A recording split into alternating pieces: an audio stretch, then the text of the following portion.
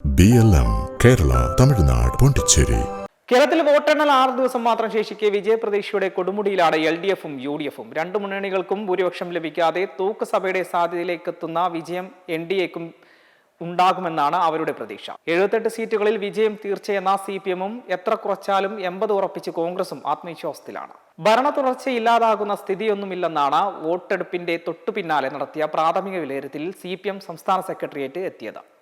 ജില്ലകളിൽ നിന്നുള്ള കണക്ക് പരിശോധിച്ച ശേഷം 78 സീറ്റ് പാർട്ടി ഉറപ്പിച്ചു. എല്ലാ ജില്ലകളിലും സീറ്റുകളിൽ കുറവുണ്ടായേക്കും. 2016-ലെയും 2021-ലെയും സീറ്റുകൾ ഇത്തവണ നേടാൻ കഴിഞ്ഞെന്ന് വരില്ല. നിലവിൽ 98 സീറ്റാണുള്ളത്. മുസ്ലിം വോട്ടുകൾ UDF-ന് അനുകൂലമായി മാറിയിട്ടുണ്ട്. എന്നാൽ ഈഴവ വോട്ടുകൾ ഒന്നടങ്കം LDF-ന് അനുകൂലമാണ്. ഇങ്ങനെയാണ് മൂന്നാം ഭരണം ഉറപ്പാണെന്ന നിഗമനത്തിൽ CPM എത്തുന്നത്. എല്ലാ ജില്ലകളിലും UDF-ന് അനുകൂലമായ തരംഗമുണ്ടെന്നാണ് കോൺഗ്രസിന്റെയും ലീഗിന്റെയും കണക്കുകൂട്ടൽ. 80 സീറ്റ് ഉറപ്പാണ്. അതുകൂടാതെ 15 സീറ്റ് നിർണ്ണയിക്കാനാകാത്ത വിധം കടുത്തതാണ്. ന്യൂനപക്ഷം നല്ല രീതിയിൽ UDF-നൊപ്പമായിരുന്നു. കൊല്ലം ജില്ലയടക്കം 7 വോട്ടുകൾ പതിവില്ലാത്ത വിധം UDF-നെ പിന്തുണച്ചിട്ടുണ്ട്.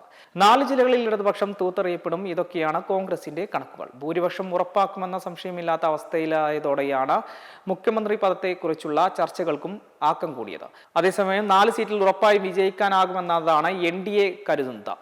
UDF-ന്റെയും LDF-ന്റെയും സീറ്റുകൾ 68-ൽ മുട്ടി നിന്നാൽ NDA വിധി നിർണായകമായ ശക്തിയാകുമെന്നാണ് അവകാശവാദം.